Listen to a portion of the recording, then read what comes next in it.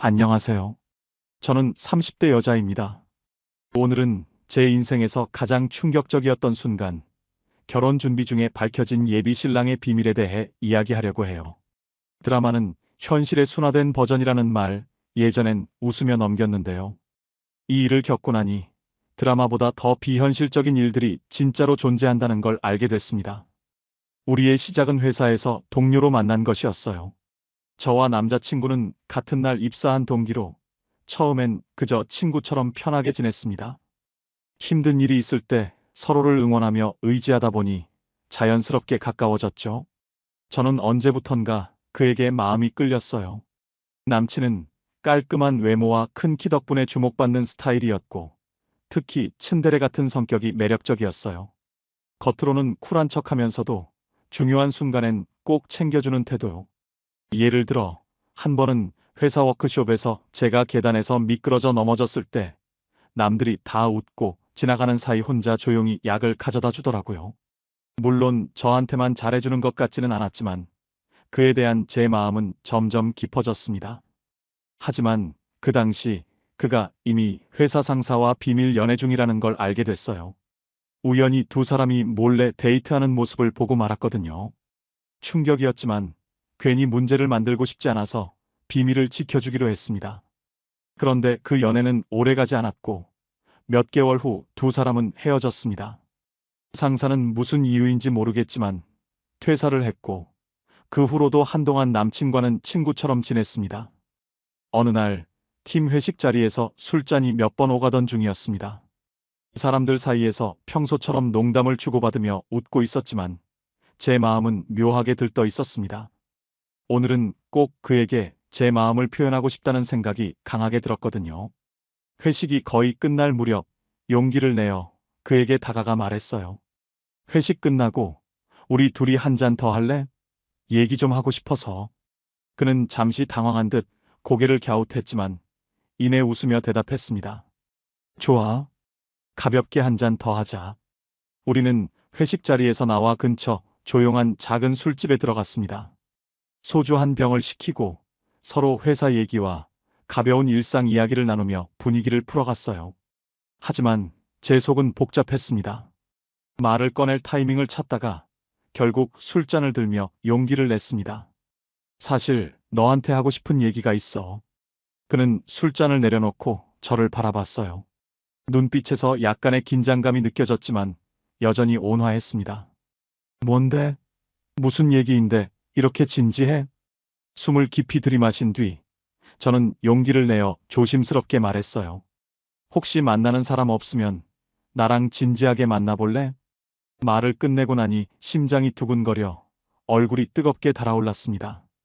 그의 대답을 기다리는 동안 머릿속엔 수많은 생각들이 스쳐 지나갔죠. 그는 잠시 놀란 듯한 표정을 지었지만 곧 부드럽게 미소를 지으며 대답했습니다. 솔직히 너랑 있으면 정말 편하고 좋아. 좋아, 우리 만나보자. 대신 회사에서는 비밀로 하자. 그의 대답에 제 마음은 안도감과 기쁨으로 가득 찼습니다. 사실 저도 회사에서 연애 사실이 알려지면 부담스러울 것 같았기에 그의 제안에 흔쾌히 동의했죠. 그날 우리는 술잔을 마주 들고 다시 웃으면서 친구와 동료 이상의 관계를 시작했습니다. 그 순간 서로의 세계로 한 걸음 더 들어가는 특별한 약속을 한 것 같은 기분이었어요. 연인이 되고 난 뒤 저는 매일이 설렘과 행복의 연속이었습니다. 평일에는 회사에서 은근히 눈빛을 주고받으며 짜릿한 비밀 연애를 즐겼고, 주말에는 남자친구와 함께 보내는 시간이 제 삶의 가장 큰 즐거움이었죠. 그와 함께한 시간은 평범한 일상조차 특별하게 만들어줬습니다. 1년 반 동안 연애를 이어가며 자연스럽게 결혼을 결심하게 됐습니다. 제가 그와 결혼을 결심한 이유는 간단했어요. 그와 함께 있으면 삶이 풍요롭고 매일 웃을 일이 많아졌거든요. 예를 들어, 제가 우울한 날엔 그가 일부러 이상한 춤을 추며 저를 웃기려고 했던 기억이 나요. 우리는 서로를 진심으로 아끼고 사랑한다고 믿었고, 그 믿음 속에서 결혼 준비를 시작했습니다. 결혼식 날짜는 6개월 뒤로 잡았고, 회사와 가까운 곳에 신혼집을 마련했습니다. 계약부터 인테리어까지 하나하나 함께 준비하며 설렘이 가득했어요. 이사 첫날, 그는 작은 와인 한 병을 열어 거실에 앉아 말했어요. 이제 이 집이 우리 시작점이네. 앞으로도 계속 이렇게 같이 살자. 그 말에 저도 모르게 눈물이 날 뻔했죠. 평생 이 사람과 함께할 운명이구나라고 확신했던 순간이었습니다. 동거 생활은 순조로웠습니다. 평일에는 회사 일로 바쁘게 지내고 주말이면 시장에 가서 장을 보고 요리를 하며 시간을 보냈어요. 어느 날 그는 제게 라자냐를 만들어주겠다며 주방에서 땀을 뻘뻘 흘리면서도 끝까지 요리를 완성했어요.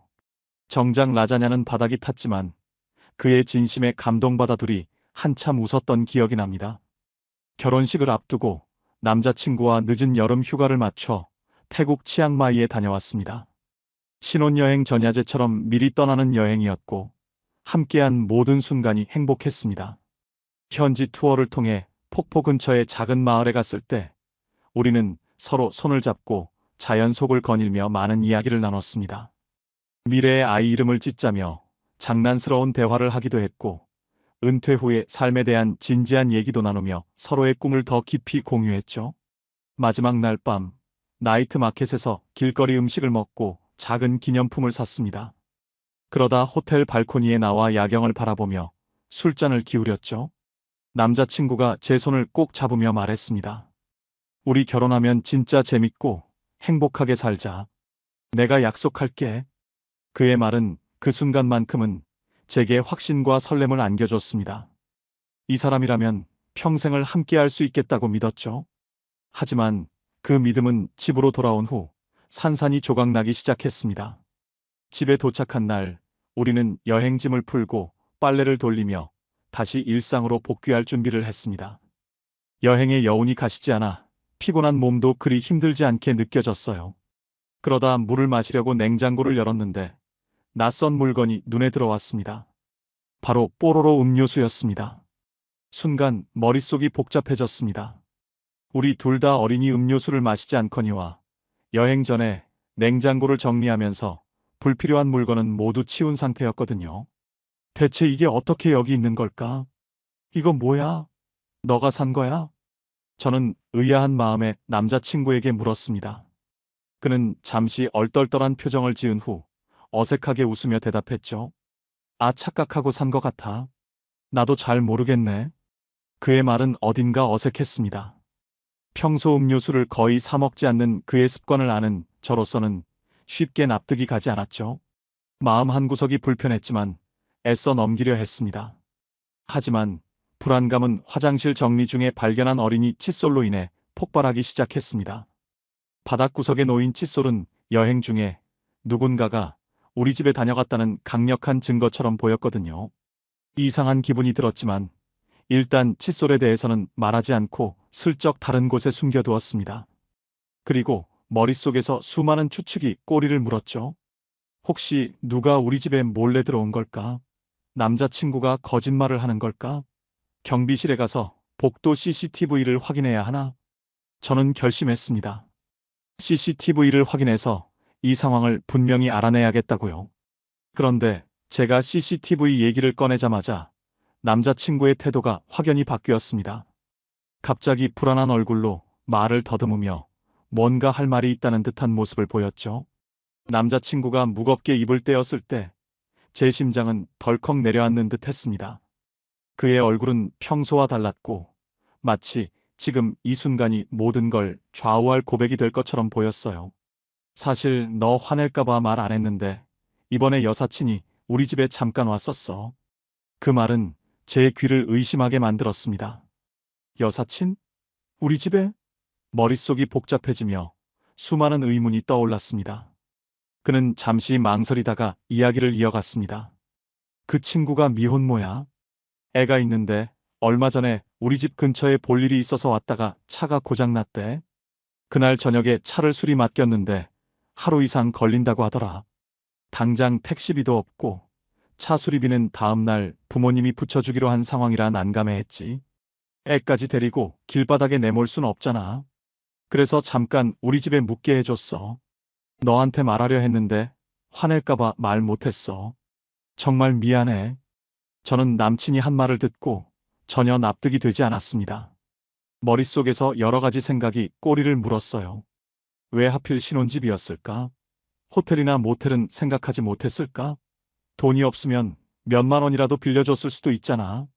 그런데 왜 나한테는 말하지 않았을까? 제가 아무 말 없이 쏘아보자 그는 재빨리 덧붙였습니다. 진짜 딱 한 번이야. 걔도 사정이 있었고 내가 좀 생각이 짧았던 것 같아. 하지만 너한테 일부러 숨기려고 한 건 아니야. 정말 미안해. 그는 상황을 무마하려는 듯 구구절절 변명을 늘어놓았지만 제 속은 이미 부글부글 끓고 있었습니다. 그리고 무엇보다 그가 말한 한 번이라는 말이 이상하게 느껴졌습니다. 정말 딱 한 번일까? 남자친구의 고백 후에도 찜찜한 마음이 가시지 않았고 저는 더는 참을 수 없어 머리를 식힐 겸 집을 나왔습니다.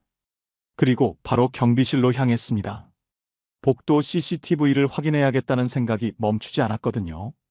경비실에서 요청하자 관리자는 지난 한 달치 CCTV를 보여줬습니다. 그리고 그 순간 제 눈앞에 펼쳐진 영상들은 충격 그 자체였습니다. 영상 속에서 남자친구가 말한 여사친과 아이는 이번 여행 동안 이틀 동안 우리 집에서 머물렀더군요.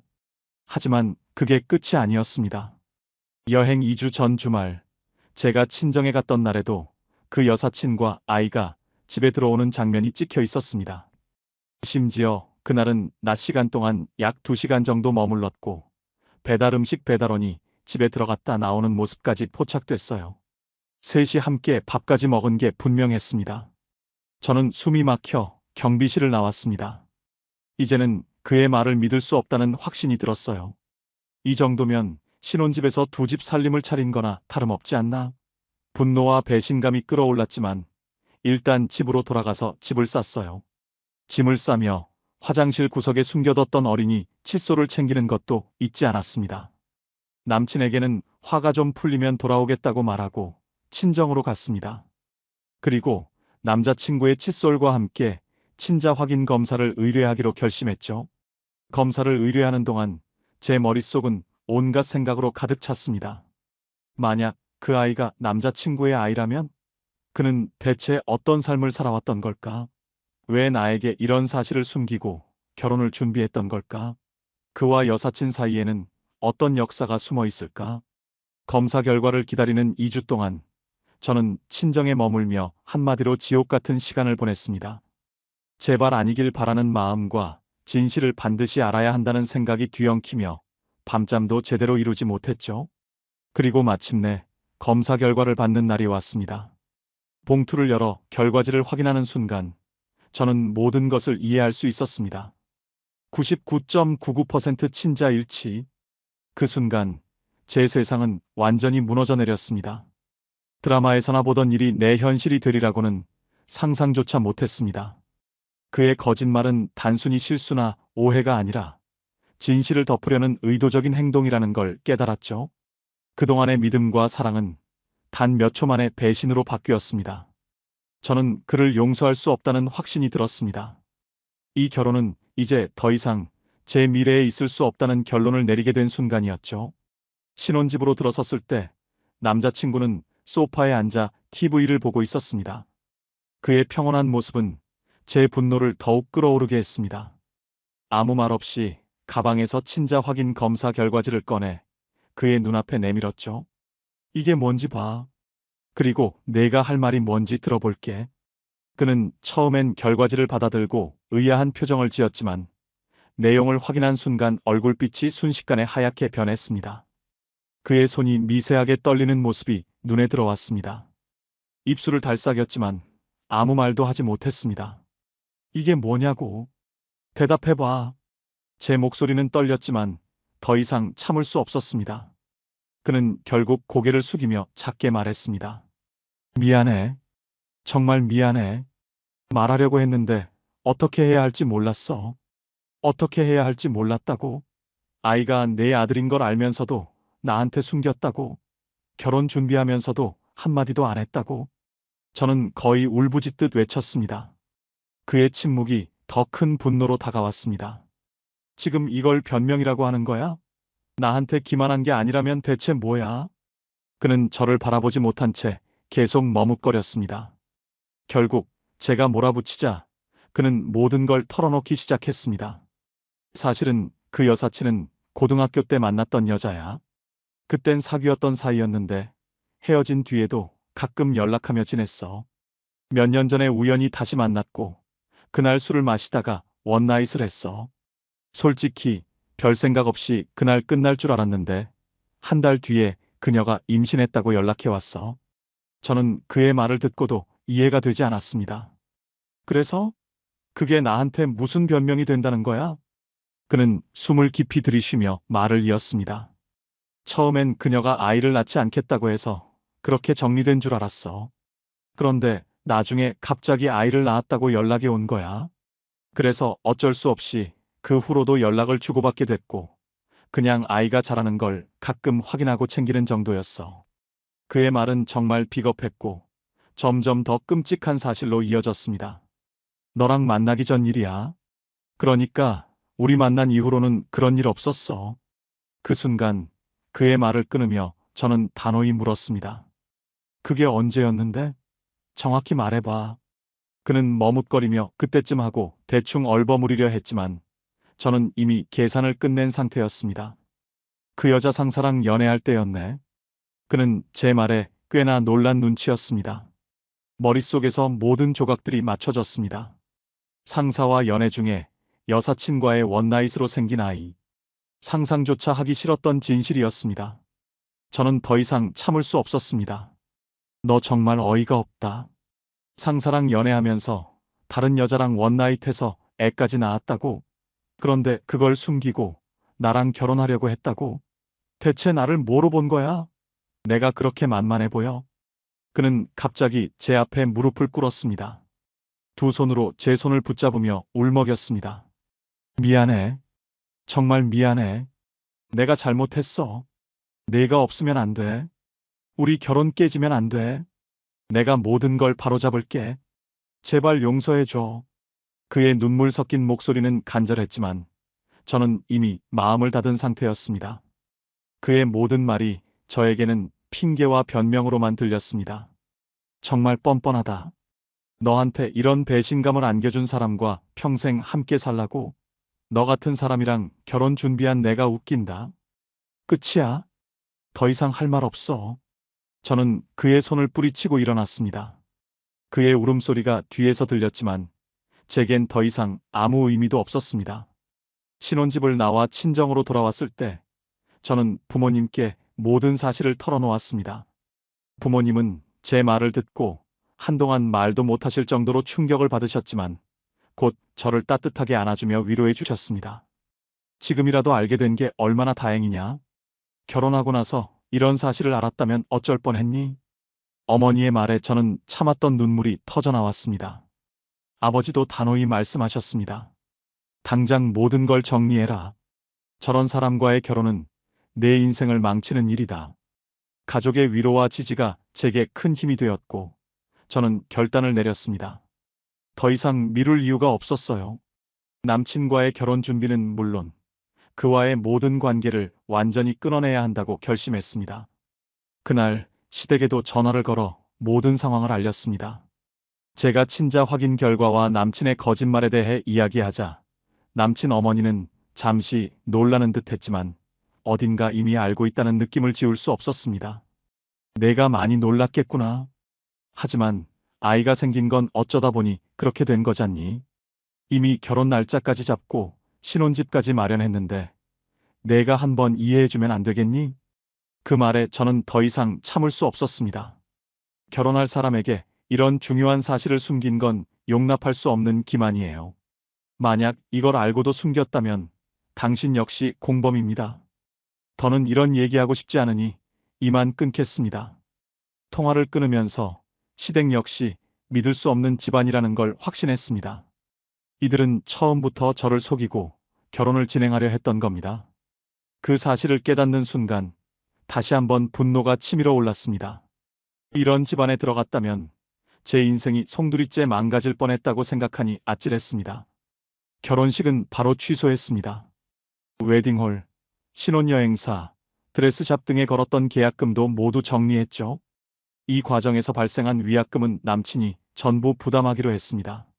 신혼집 역시 남친이 단독으로 인수하고 제가 지불했던 모든 금액을 돌려받았습니다. 다행히 직장에서 연애나 결혼 사실을 밝히지 않은 상태였던 것도 큰 위안이 되었습니다. 하지만 분노는 쉽게 가라앉지 않았습니다. 저는 회사 사내 게시판에 익명으로 글을 올렸습니다. 결혼 준비 중 상대의 충격적인 비밀을 알게 되었고, 그가 아이가 있음에도 이를 숨기고 결혼을 강행하려 했다는 내용을 담았습니다. 특정인을 직접 지칭하지는 않았지만 누구를 의미하는지 알만한 힌트들을 포함했죠. 게시글이 올라간 직후부터 익명의 댓글이 폭발적으로 달리기 시작했습니다. 그런데 그중 몇몇 댓글은 저를 또 한 번 충격에 빠뜨렸습니다. 남친과 만났다는 여자들이 제가 아는 사람들 외에도 많았다는 겁니다. 그는 단순히 한 사람에게 실수한 게 아니라 여러 여자를 기만하며 살아온 사람이었던 거예요.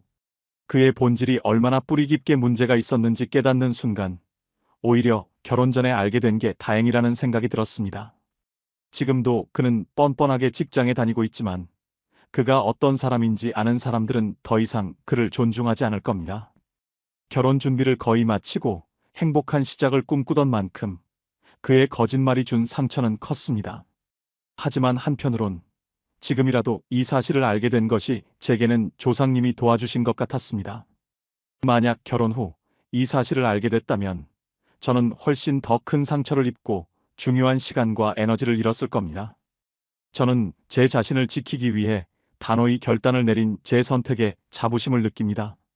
지금까지 들어주셔서 감사합니다.